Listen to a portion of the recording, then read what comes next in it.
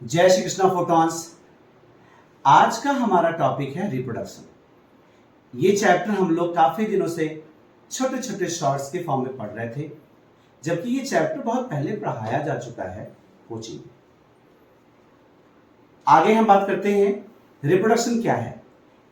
Reproduction हमारे यहां कोई भी एनिमल का जो बेसिक बायोलॉजिकल पर्पस है उसे रिप्रोडक्शन कहते हैं। रिप्रोडक्शन ही वो उद्देश्य है जिससे वो कोई भी ऑर्गेनिज्म अपने जैसे इंडिविजुअल बनाता है। मींस जिस स्पीसीज का है उसी स्पीसीज का वो ऑर्गेनिज्म बनेगा। रिप्रोडक्शन क्या है? रिप्रोडक्शन एक प्रोसेस है जिसमें living organism are able to produce more of its own kind. Basic biological purpose of life प्रश्न बनेगा। किन किन में रिप्रोडक्शन होते हैं वो भी प्रश्न है। मैंने कहा माइक्रो ऑर्गेनिज्म में, मैंने कहा सिंगल सेल्ड में, मैंने कहा मल्टी सेल्ड में। ये तीनों के तीनों पॉइंट्स आपको ध्यान में रखना चाहिए। फिर उसके बाद में रिप्रोडक्शन की डेफिनेशन क्या है ये भी आपके यहां इंपॉर्टेंट है। अब आती है बात कि रिप्रोडक्शन की जरूरत क्या है, आवश्यकता क्या है।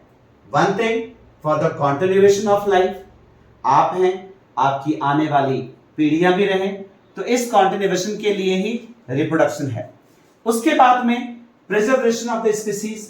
अगर रिप्रोडक्शन नहीं होगा तो एक पर्टिकुलर स्पीसीज इस धरती से खत्म हो सकता है, विलुप्त हो सकता है। इसलिए बच्चा पैदा करना जरूरी है, पर हिसाब से, बेहिसाब से नहीं। उसके बाद में आता है रिप्लेसमेंट ऑफ डेड इंडिविजुअल्स।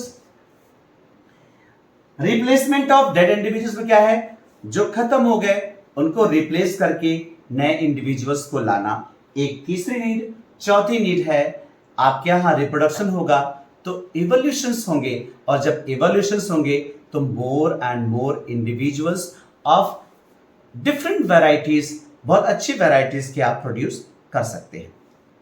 इतनी खूबियां बताने के बाद में कहीं आपके मन में तो ऐसा नहीं आ रहा है कि रिप्रोडक्शन बड़ा अच्छा है और हम रिप्रोडक्शन करते जाएंगे? नहीं, रिप्रोडक्शन सोर्स ऑफ एंटरटेनमेंट नहीं है। क्या नहीं है? सोर्स ऑफ एंटरटेनमेंट नहीं है। तो ये सारे पॉइंट्स यहां मैंने बताए कि कहां कहां पे होता है, what is the basic biological purpose of life. तो ये आपके यहां रिप्रोडक्शन रहा। दूसरा, कहां कहां होता है, तो माइक्रो ऑर्गेनिज्म में होता है, सिंगल सेल्ड ऑर्गेनिज्म में होता है, और मल्टी सेलुलर में भी होता है। उसके बाद में रिप्रोडक्शन क्या है इसकी डेफिनेशन आपको पता होनी चाहिए। उसके बाद में इसकी जरूरत क्या है, नीड क्या है रिप्रोडक्शन का। तो मैंने इस तीनों चारों पॉइंट को एक्सप्लेन कर रखा है। अब बात आती है रिप्रोडक्शन का बहुत गुणगान हो गया, प्रजनन की क्रिया का बहुत ज्यादा गुणगान हो गया। हमें पढ़ने के लिए सिंप्लीफाई किया गया है रिप्रोडक्शन को, और रिप्रोडक्शन को दो पार्ट्स में क्लासिफाई किया है। एक तो आपके यहां एपोमिक्सिस है, दूसरा आपके यहां एम्फीमिक्सिस है।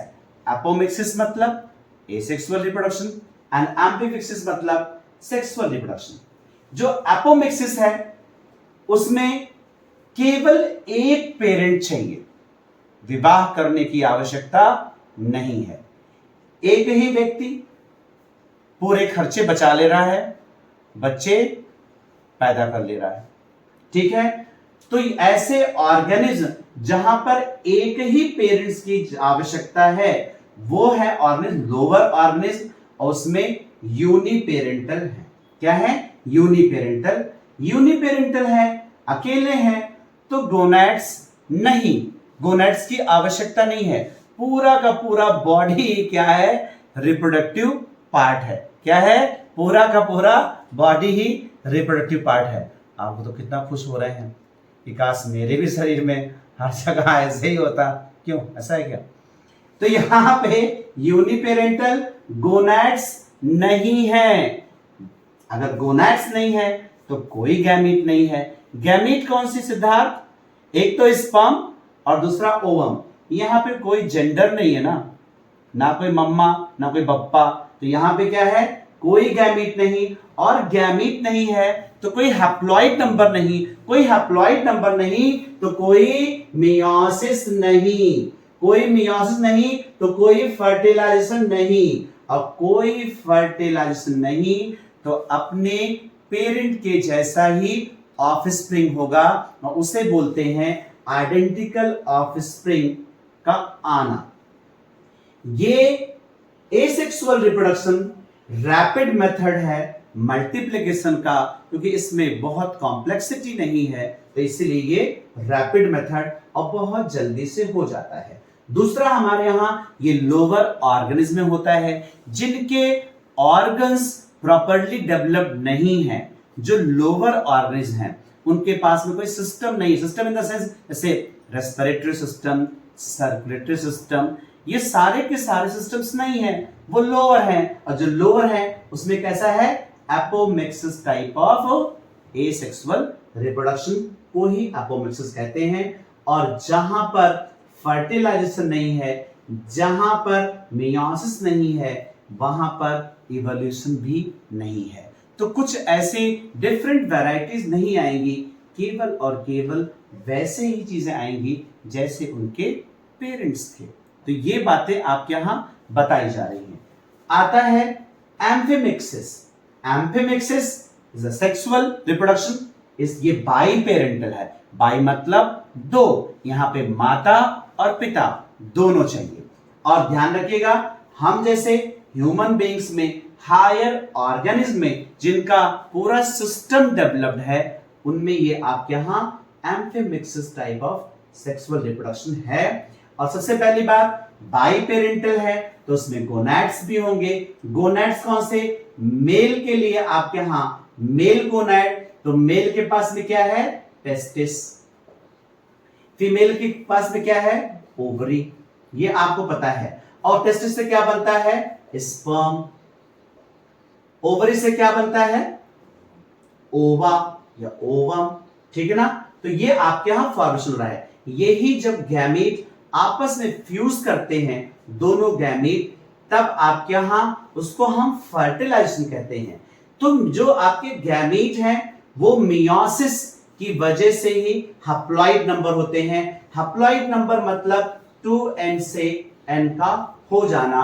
अगर आपका 23 पेयर क्रोमोसोम्स है तो उस 23 पेयर क्रोमोसोम का आधा हो जाना, यही हमारे यहां हैप्लॉइड है। तो उसके बाद में आपके यहां हैप्लॉइड गैमीट, इसमें माइटोसिस भी है, इसमें मियोसिस है। मैंने वहां बोला नहीं, वहां पर केवल और केवल एपोमिक्सिस में क्या है, that is the mitosis only. यहां पर आपके यहां सेक्सुअल में क्या है, माइटोसिस एंड मियोसिस दोनों है। क्या है, mitosis is the equational division, ये भी प्रश्न है, और मियोसिस आपके यहां रिडक्शनल डिवीजन है। इसमें chromosome number reduce to half, ये आधे हो जाते हैं, और ये जितने हैं वो 2n से 2n ही रहेंगे। ठीक है, इस बात का ध्यान रखिएगा।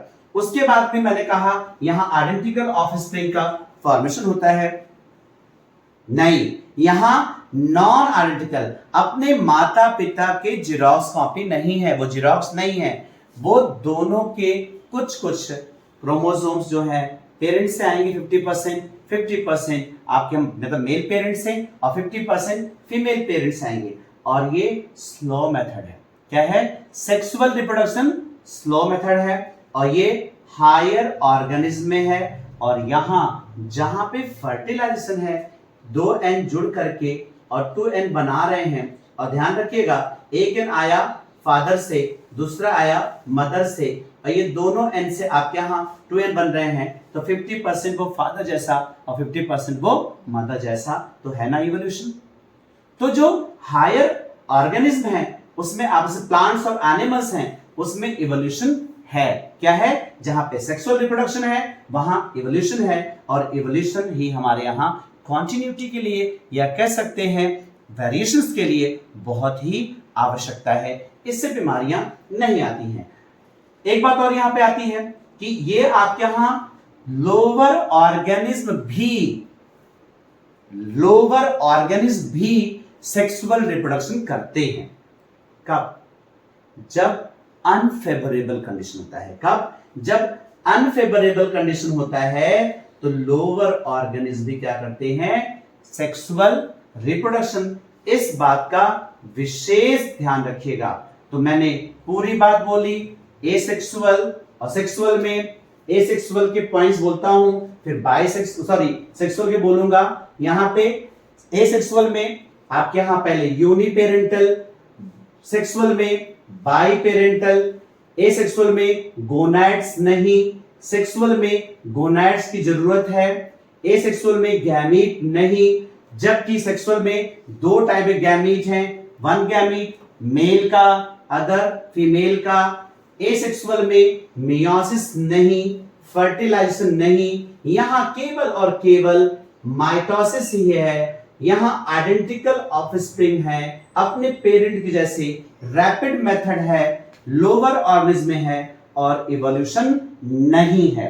उसके बाद में सेक्सुअल में बाई पेरेंटल गोनैड्स की जरूरत है, गैमीट्स हैं, मियोसिस है, हैप्लॉइड गैमीट है, फर्टिलाइजेशन है, डिप्लॉइड क्रोमोसोम्स है, और यहां जो मैंने मियोसिस बोला, यहां माइटोसिस भी है और मियोसिस। Thank you.